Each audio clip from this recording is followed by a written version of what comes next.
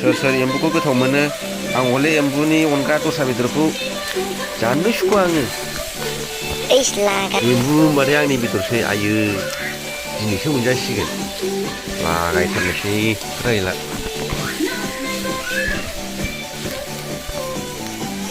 आइया बरिया माला बनाव जाखोब्रा गानाबो जोंना नोगोदथारलै माथो बा एम्बु एम्बु एम्बु होबा बरिया दै होनोसै फोमोनसै जाबाय बे एम्बु नाम दा मानो गोसोद्राय आरो बेबो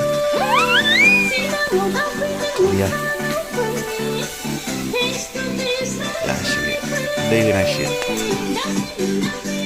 दैया खिनाय गैबावा नामा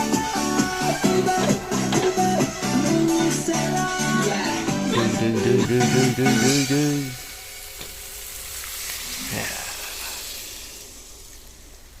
बारा गोबाव नांनाय नङालै 20 मिनिट आधा घन्टाखौनो लादो